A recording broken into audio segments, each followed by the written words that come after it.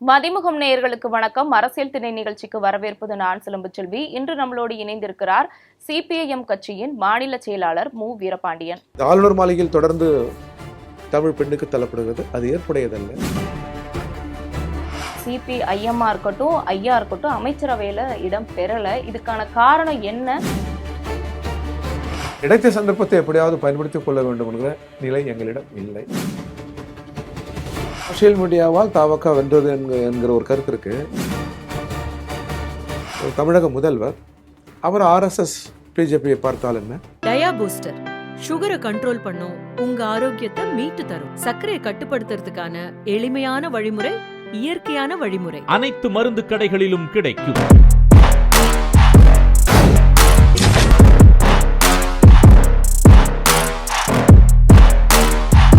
வணக்கம் தோழர். வணக்கம் தோழர்.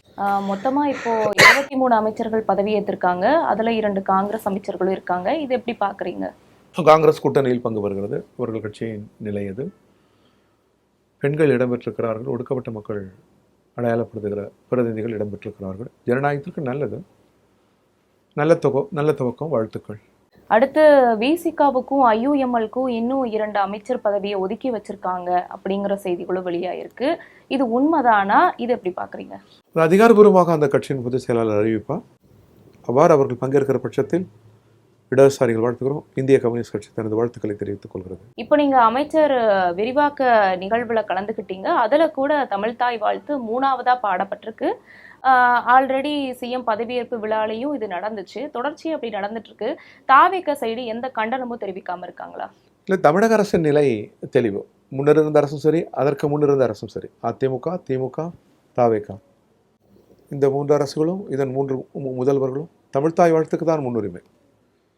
ஆனால் ஆளுநர் தான் இதில் தொடர்ந்து அந்த நிலையில் இருக்கிறார். ஒன்றிய அரசு அந்த நிலையில் உறுதியாக இருக்கிறது. நாம் ஆளுநருக்கு வேண்டுகோள் விடுக்கிறோம், ஒன்றிய அரசுக்கு வேண்டுகோள் விடுக்கிறோம். மொழிவழி தேசிய இனங்களின் கூட்டு செய்வதுதான் இந்தியா. எனவே அவரவர் தாய்மொழிக்கு ஒரு முன்னுரிமை அளிக்க வேண்டும். இதன் பொருள் எத்தகைய தேசபக்தி பாடலையும் நாம் கடந்து செல்கிறோம் என்பதல்ல. தேசிய கீதத்தை, நமது வழக்கமான தேசிய கீதத்திற்கு நாம் முன்னுரிமை அளிக்கிறோம். தமிழக மக்கள் அதை பெரிதும் மதித்து போற்றுகிறார்கள். அது தேசத்தின் மீதான மதிப்பு என்று போற்றுகிறோம். தமிழ்நாட்டு மக்கள் எந்த மாநிலத்துக்கும் தேசபக்தியில் இழைத்தவர்கள் அல்ல. ஆனால் வந்தே மாதரம் சர்ச்சைக்குரியது. அது குறித்து நாடாளுமன்றம் இன்னும் விவாதிக்க வேண்டும். விவாதித்து நாடு ஏற்கிற பொருள் அதில் இருக்குமேயானால், நல்லிணக்க பொருள், ஒற்றுமைக்கான பொருள், தேசத்தின் பெருமிதங்கள் அதில் இருக்குமேயானால் அது ஏற்பதில் எந்த தவறும் இல்லை. ஆனால் அது சர்ச்சைக்குரியது. இது ஆளுநர் மாளிகையில் தொடர்ந்து தமிழ் பெண்ணுக்கு தள்ளப்படுகிறது, அது ஏற்புடையதல்ல. எனவே இதன் முழு பொறுப்பும் ஆளுநர் மாளிகை ஏற்க வேண்டும் என்றுதான் நாங்கள் கூறுகிறோம். ஆளுநர் தமிழ் மக்களின் உணர்வுகளுக்கு மதிப்பளிக்க வேண்டும் என்று மீண்டும் வலியுறுத்துகிறோம். ஆனா திமுக அரசு தொடர்ந்து ஃபைட் பண்ணி தமிழ்தாய் வாழ்த்தை முன்னாடி பாட வச்சாங்க. ஆனா தாவேக அரசு ஃபைட் பண்றதுக்கு ரெடியா இல்லையா, இல்ல தயங்குறாங்களா? இல்லை, ஏதோ தாக்கீதுகள், புது சட்டங்கள், மசோதாக்கள், ஒன்றிய அரசின் உத்தரவு என்றெல்லாம் சொல்கிறாங்க அல்லவா? எது எப்படி இருந்தாலும் ஆளுநர் தமிழுக்கு முன்னுரிமை அளிக்க முன்வர வேண்டும், தமிழ்தாய் வாழ்த்துக்கு முன்னுரிமை அளிக்க முன்வர வேண்டும் என்பதுதான் எங்கள் நிலை. அரசை பொறுத்தவரை சட்டமன்றத்திலும் தமிழக அரசு நிகழ்வுகளிலும் தமிழ்தாய் வாழ்த்து தான் முதன்மை பெறும் என்று அறிவித்திருக்கிறார்கள். அது வரவேற்கத்தக்கது. நீங்க குறிப்பா சிபிஐஎம்மா இருக்கட்டும், ஐயா இருக்கட்டும், அமைச்சரவையில இடம் பெறல. இதுக்கான காரணம் என்ன? முக்கியமா ஒரு நல்ல வாய்ப்பை தவற விட்டுட்டாங்களா கம்யூனிஸ்ட்? இல்லை, ஏற்கனவே ஒரு கூட்டணி நாம் அமைத்திருக்க வேண்டும். நாங்கள் இருந்த கூட்டணி திராவிட முன்னேற்ற கழகம், மதசார்பற்ற முற்போக்க கூட்டணியில் நாங்கள் இருந்தோம். அங்கிருந்தான் 2 இடங்களை வெற்றி பெற்றோம். இவ்வாறு ஒரு நெருக்கடி இருக்கிறது, தனிப்பெரும் கட்சியாக இருக்கிறது, அது ஆட்சி செய்ய வேண்டும். இடைவெளிகளை பயன்படுத்தி ஆளுநர் அமர்ந்து விடக்கூடாது, ஆளுநரை தடுக்க வேண்டும் என்பதற்காக எடுக்கப்பட்ட முடிவு, அரசியல் முடிவு. எங்களை பொறுத்தவரை அதில் மிக தெளிவாக இருக்கிறோம். இந்த 2 காரணங்கள் தான் மிக அழுத்தமான காரணங்கள். கூட்டாட்சியில் பங்கேற்பது என்றால் அது ஒன்றும் இந்திய ஜனநாயகத்திற்கு விரோதமானதல்ல. இந்தியாவிலே ஒரு கூட்டாட்சி முறை குறித்து நாம் சிந்திக்க வேண்டும். இடதுசாரிகள் இடம்பெறுகிற கூட்டாட்சி குறைந்தபட்ச செயல் திட்டம், கொள்கை, இவை வகுத்து மக்களிடம் வாக்குகளை கேட்டு வெற்றி பெற்று பின்னர் வருவதுதான் முறையை தவிர, கிடைத்த சந்தர்ப்பத்தை எப்படியாவது பயன்படுத்திக் கொள்ள வேண்டும் என்கிற நிலை எங்களிடம் இல்லை. அப்படி பார்த்தாலும் விசிகாவும் ஐயுஎம்எலும் கலந்து ஆலோசிச்சு தெரிவிப்போம்னு சொல்லியிருக்காங்க. அவங்களுக்காகவே இந்த 2 அமைச்சர் பதவியை ஒதுக்காமையும் இருக்காங்க தாவேகா. அப்போ நீங்களும் கொஞ்சம் கலந்து ஆலோசனை பண்ணிருக்கலாமா? கொஞ்சம் ட்ரை பண்ணலாம். எல்லா கருத்துக்கும் மதிப்பளிக்கலாம். விசிகா ஒரு மாநில அளவிலான கட்சி, இந்திய கம்யூனிஸ்ட் கட்சி தேசிய அளவிலான கட்சி, சிபிஐ சிபிஎம். எனவே இவ்வாறு ஒரு கொள்கையில் முடிவெடுக்கிற போது வழிகாட்டுதல் இருக்கிறது, தேசிய வழிகாட்டுதல், மேல் கமிட்டி முடிவுகள், இப்படியெல்லாம் பல இடங்களில் வாதிக்கப்பட்டிருக்கிறது. அப்படி ஒரு உட்கட்சி முறை எங்களிடம் இருக்கிறது. இத்தகைய முறை ஏதும் இல்லை என்றாலும் ஜனநாயக முறைப்படி தான் விடுதலை சிறுத்தைகள் கலந்து ஆலோசித்து அந்த கட்சியின் உணர்வுக்கு மதிப்பளித்து அவர் அதில் கூட்டணியில் இடம்பெறுகிறார். ஏறத்தாழ இடது சிந்தனை உள்ளது தான் விடுதலை சிறுத்தைகள். அமைப்பு என்பது வேறுபடும், அமைப்பு நிலை என்பது வேறுபடலாம். கொள்கையில் அரசியலில் இடது கருத்து தான் அவர் முன்மொழிகிறார். எனவே அவர் அமைச்சரவையில் இருப்பது பக்கபலமாக இருக்கும். எங்களுக்கான காலச்சூழல் இன்னும் கனியவில்லை. ஆனா அவர் என்ன சொன்னாருன்னா, இடதுசாரிகளோட நிலைப்பாடு தான் எங்களோடதும் அப்படின்னு எல்லா இடத்துலயுமே ரெஜிஸ்டர் பண்ணிட்டு வந்துட்டு இருக்காரு. இப்போ ஒரு வேளை அமைச்சரவையில பங்கேற்கிறதுக்கு வன்னியர்ஸ் அவர்களை முன்மொழிஞ்சாங்கன்னா இது இடதுசாரிகளுக்கு இழைக்கப்படுற துரோகமா இருக்கு. அப்படி கிடையாது. அரசை ஆதரிப்பதில் இடதுசாரியின் கொள்கை நிலை, பல்வேறு பொது அரசியல் நிலைகளில் ஒடுக்கப்பட்ட மக்களுக்காக களமாடுவதில் மதச்சார்பின்மை, பன்முகம், சர்வதேசியம், யுத்த எதிர்ப்பு, இது போன்ற மகத்தான அரசியல் விழுமியங்களில் இடதை நான் பின்பற்றுகிறேன் என்றார். அது வரவேற்கத்தக்கதான், நல்லது தான். ஆனால் அரசு அமைச்சரவையில், குறிப்பிட்ட அமைச்சரவையில் பங்கேற்பது என்பது அந்த கட்சியின் நிலை. அதுவும் ஜனநாயகம் தான்.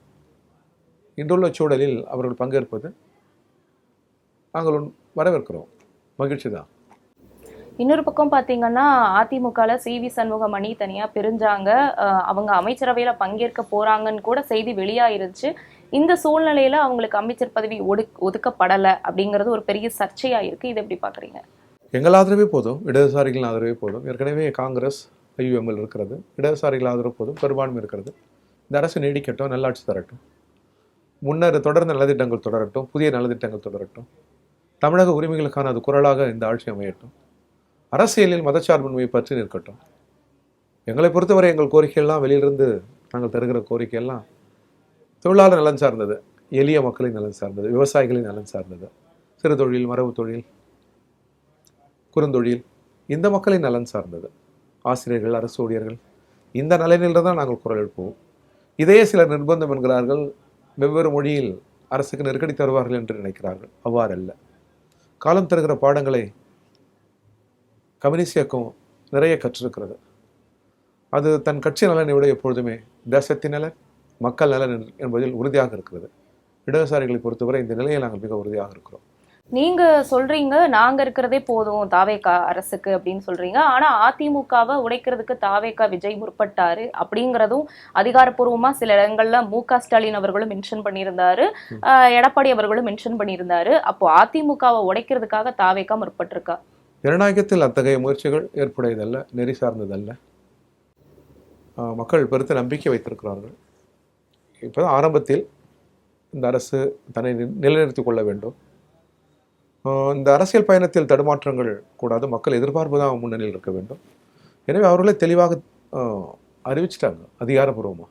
அவ்வாறு சிந்தனைகள் இல்லை, அதுபோல் முயற்சிகள் ஏதும் இல்லை அப்படின்னு அறிவிச்சிட்டாங்க. அறிவித்த பிறகும் மீண்டும் மீண்டும் அதன் மீது கருத்து சொல்வது ஏற்புடையதல்ல. ஒரு பக்கம் வன்னியரசு அவர்களை அமைச்சர் ஆக்குறதுக்கான வேலைகள் நடந்துட்டு இருந்தாலும் இன்னொரு பக்கம் திருமாவ திருச்சிகளுக்கெல்லாம் போட்டிடுறதுக்கான வேலைகளும் நடந்துட்டு இருக்குன்னு சொல்றாங்க. திருமாவர்கள் களத்துல இறங்கினா அதை நீங்க வரவேற்பீங்களா இல்லை எப்படி பாப்பீங்க? ஆனா திருமாவளவன் ஒரு தனித்த கட்சி, அவர்கள் சுதந்திரமாக முடிவெடுப்பதற்கு முழு உரிமை உண்டு. அவர் எத்தகைய முடிவை எடுத்தாலும் அது ஜனநாயகத்துக்கு வலுக்கூட்டுவதாக இருக்கும் என்று நாங்கள் திடமாக நம்புகிறோம். அடுத்து பார்த்துக்கிட்டிங்கன்னா தாவேகா அந்த அரசு ஒரு ஃபேக்கான நரேட்டிவை சோஷியல் மீடியாவில் செட் பண்ணிட்டு இருக்காங்க. குறிப்பாக விஜய் அவர்கள் டிஃபன் பாக்ஸில் தலைமைச் செயலகத்தில் உட்காந்து சாப்பிட்றது, இந்த மாதிரி பின்னாடி இருக்கக்கூடிய துண்டை எடுத்ததே தாவேகா அரசு தான் சொல்றது, இந்த மாதிரி ஃபேக் நரேட்டிவை செட் பண்ணுறாங்க. அதுக்கு தலைமையும் கண்டிக்காமல் இருக்கு அப்படிங்கிற ஒரு குற்றச்சாட்டு இருக்கு. உண்மையாகவே ஃபேக் நரேட்டிவை தாவேகா அரசு செட் பண்ணுறாங்களா? அது தாவேகா தான் அது பற்றி அறிவிக்கணும். நமது மரபுகளும் பண்புகளும் என்பது ஒரு கூட்டிசைவு தான். வெற்றி தோல்வி மிக இயல்பு. வெறுப்பரசியல் தமிழ் மண்ணுக்கு இடமில்லை. ஒருவர் மதிப்பது தான் ஜனநாயகத்திற்கு நல்லது. அந்த வகையில் வெறுப்பில்லாத, அவதூறுகள் இல்லாத அரசியல் கருத்துக்கள் வரவேற்கப்பட வேண்டும். தமிழ் மொழிக்கு அந்நியமான வார்த்தைகள் வலைதளங்களில் பயன்படுத்தப்படுகிறது. இது பற்றி கூட்டாக நாம் சிந்திக்க வேண்டும். ஒரு சமூகத்தை அரசியல்படுத்தவில்லை என்பது வெளிப்படுகிறது. சிந்தனைகள் அரசியல்மயமாக வேண்டும். சிந்தனைகள் ஜனநாயகப்பட வேண்டும். சிந்தனைகள் சமத்துவப்பட வேண்டும். தமிழ் மரபுகளுக்குள் அவ்வளோ உயர்ந்த கூறுகள் இருக்கிறது. அதை நாம் முன்னெடுக்க வேண்டும். அந்த புள்ளியில் அனைவரும் சேர்ந்து நகர்வது தமிழ் மண்ணு காட்டுகிற பெரும் கடமை என்று நான் நினைக்கிறேன். ஆனா ஒரு மூத்த கட்சியா இருந்து நீங்க எத்தனையோ வருஷம் அரசியல் களத்துல இருக்கீங்க. ஆனா தாவேக அரசு சோஷியல் மீடியா வச்சு மட்டுமே ஒரு ஒரு பாசிட்டிவான அல்லது நெகட்டிவான நரேட்டிவ் செட் பண்றாங்களே, இதை நீங்க எப்படி சாதாரணமா இல்லை, சோஷியல் மீடியாவால் தாவக வென்றது என்கிற ஒரு கருத்து இருக்கு. மக்கள் அளித்த வாக்குகள் திமுக வாக்கு எவ்வளவு, திமுக கூட்டணி பெற்ற வாக்கு எவ்வளவு, அதிமுக பெற்ற கூட்டணி வாக்குகள் எவ்வளவு, அதிகமாக சேர்தல் அதிகமாக இருக்குல்ல. அதனால் மக்கள் ஒரு மாற்றத்தை விரும்பியிருக்கிறார்கள். தனிப்பெரும் கட்சியாக அது உருவெடுத்திருக்கிறது. அதை அங்கீகரிக்கணும், அதை மதிக்கணும், அவ்வளவுதான். நல்லாட்சி தந்தால் அது நம்ம ஆதரித்துட்டு போகிறோம், அவ்வளோதானே. இந்த நீங்கள் சொல்கிற மாதிரி இந்த சோஷியல் மீடியாவில் கருத்துக்கள், கண்ணியமற்ற சித்திரங்கள், கருத்துக்கள் தமிழ் மண்ணுக்கு ஏற்புடையதில்லை. மொழியே தமிழுக்குள் கனியிருப்ப காய் கவர்ந்துட்டு, சொல்லும் மொழியே நல்ல மொழியாக இருக்கட்டும்.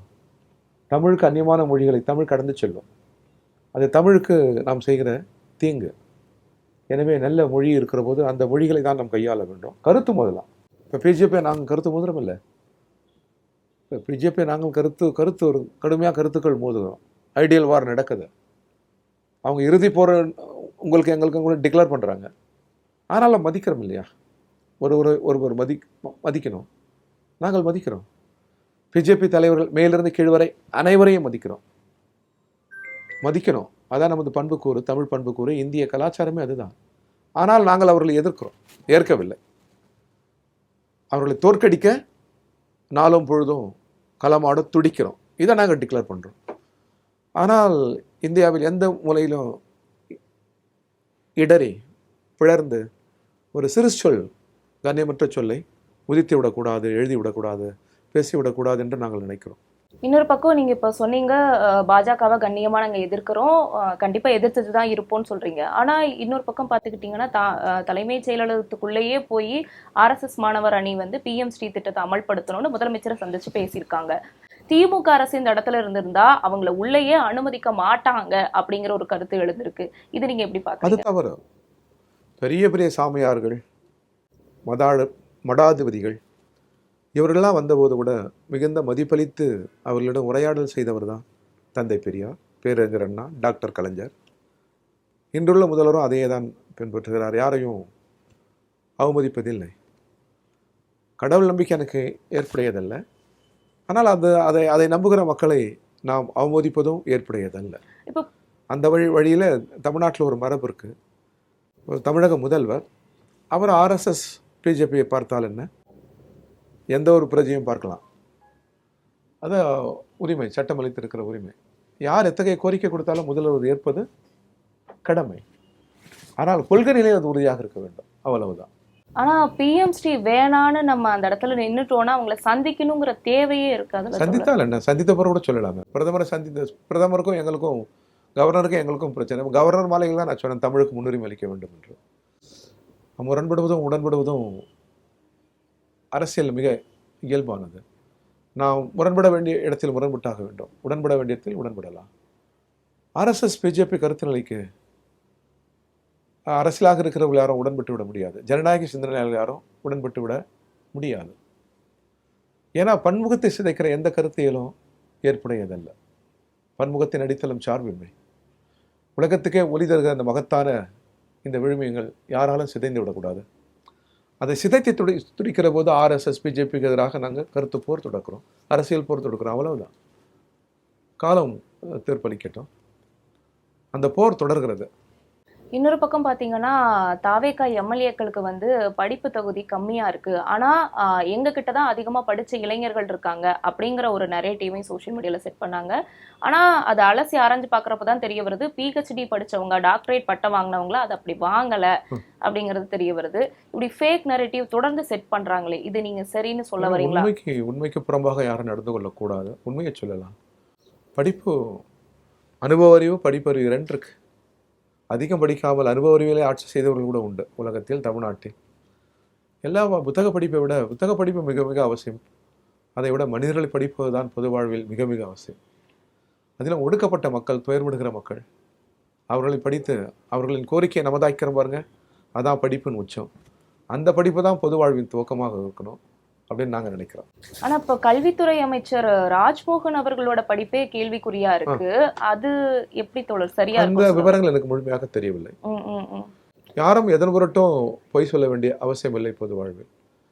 குறைந்த படிப்பொன்றும் தாழ்வல்ல, உயர்ந்த படிப்பொன்றும் மிக உயர்வல்ல. படித்த படிப்பு யாருக்கு பயன்படுகிறது, எப்படி பயன்படுகிறது என்பதுதான் படிப்பின், கல்வியின் பொருள் புதிந்திருப்பதாக நாங்கள் கருதுகிறோம். ரொம்ப நன்றி தோழர். நன்றி. நாங்க கேட்ட கேள்விகளுக்கு இவ்வளவு அழகாகவும் தெளிவாகவும் பதில் சொன்னீங்க. நன்றி. நன்றி.